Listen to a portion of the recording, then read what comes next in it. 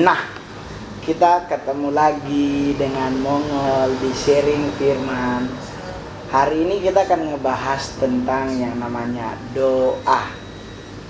3 huruf aja, D-O-A.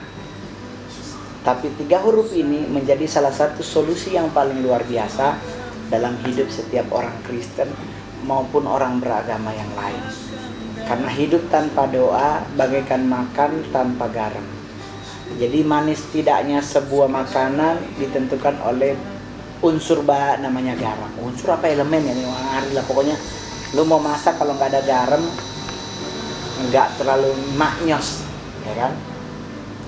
Jadi kalau orang suka nanya sama kita, Kak Mongol, doa itu tuh yang sebenarnya yang kayak gimana sih? Sebenarnya doa itu simpel. Kita coba buka Matius 6. Matius 6 ayatnya yang ke-5. Perikopnya judulnya hal berdoa. Dan apabila kamu berdoa, janganlah berdoa seperti orang munafik. Mereka suka mengucapkan doanya dengan berdiri dalam rumah-rumah ibadat dan pada tikungan-tikungan jalan raya supaya mereka dilihat orang. Aku berkata kepadamu, sesungguhnya mereka sudah dapat upah. Gitu.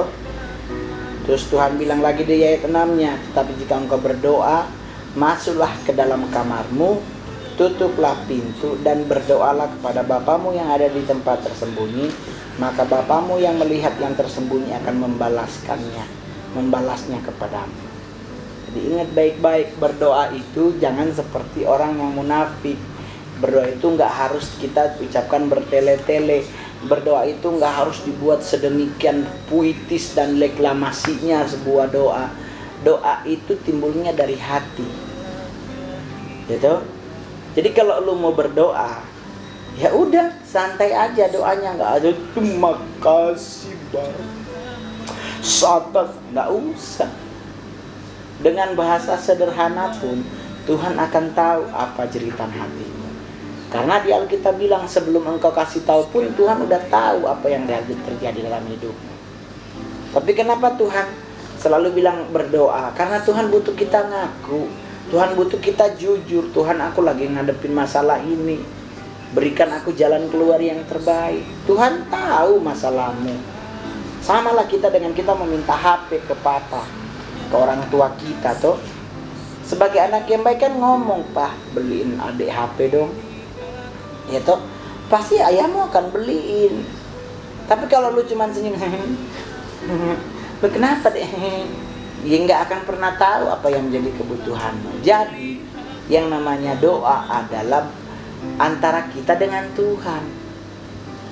Ya, sampaikan doamu dalam bahasa yang bahasa dirimu, nggak usah dibuat lebay.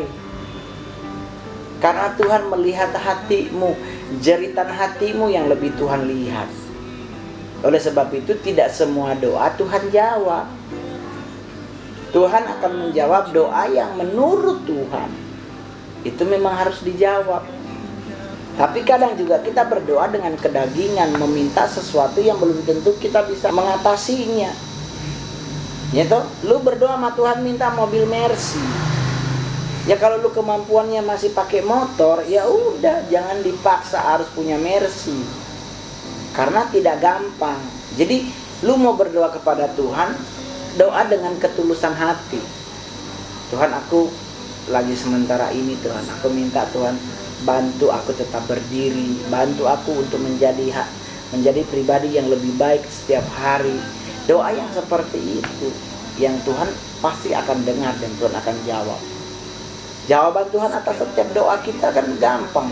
Orang yang bilang, "Aduh Tuhan nggak kabulkan kita berdoa." Jangan bilang begitu. Buktinya engkau masih hidup itu berarti karena Tuhan masih mengabulkan doamu. Iya toh? Kita hidup kan karena kasih Tuhan. Iya toh? Berarti kalau Tuhan masih ngasih kita hidup, berarti Tuhan masih sayang sama kita. Toh? Jadi jangan terlalu, "Aduh Tuhan ya jawab kita berdoa kita pada isoi." Ngana masih ada apa? Masih ada sehat-sehat.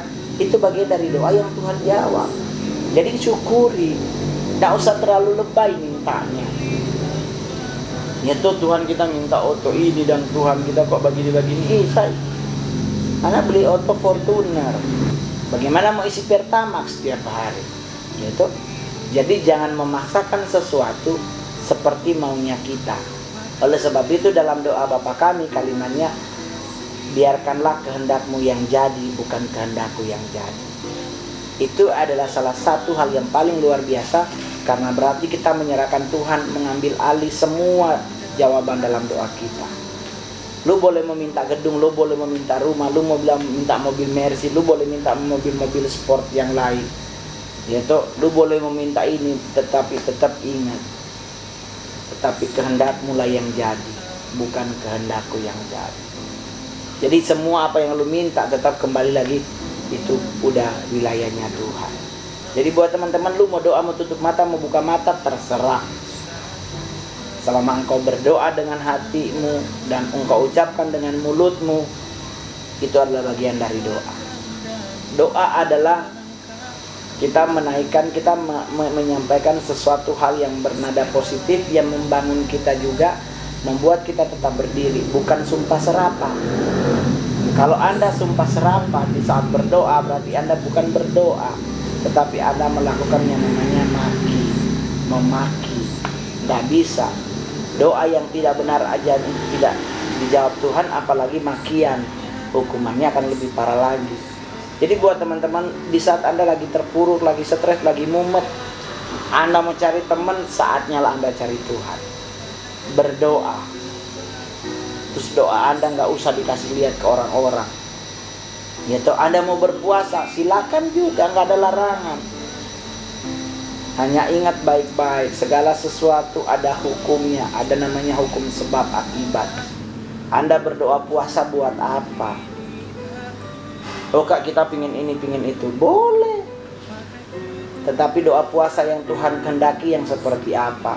Anda boleh baca di Yesaya 58. Puasa yang Tuhan kehendaki adalah memberi makan kepada mereka yang gak makan, ngasih minum kepada orang yang gak minum, memberi tumpangan pada orang yang gak punya rumah.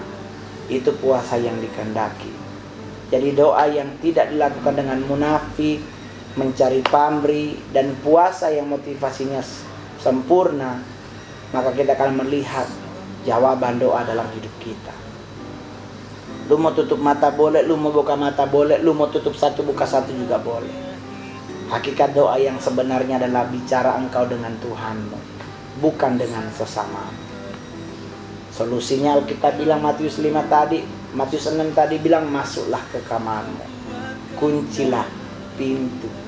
Berarti dalam hal doa itu konsepnya adalah keintiman antara engkau dengan Tuhan. So lakukan. Di saat kita bisa enak, kita bisa intim bergaul dengan Tuhan, kita akan menjadi anak-anak Tuhan yang peka menghadapi apapun. Oke, jadi buat teman-teman gak usah stres. Berdoa yang seperti apa, doa panjang maupun doa pendek, kalau itu doanya keluar dari hati, pasti Tuhan akan jawab. Tapi cara Tuhan menjawab bukan seperti caranya kita. Pasti Tuhan punya cara tersendiri untuk menjawab doa-doa kita. Oke? Kalau begitu jangan lupa berdoa, jangan lupa doakan bangsa dan negara kita, provinsi di mana engkau tinggal, pemerintah yang ada juga Anda doakan. Gitu? Maka kita semua akan menjadi pribadi yang luar biasa. Terima kasih, kita akan ketemu lagi dalam kesempatan. Tuhan Yesus memberkati.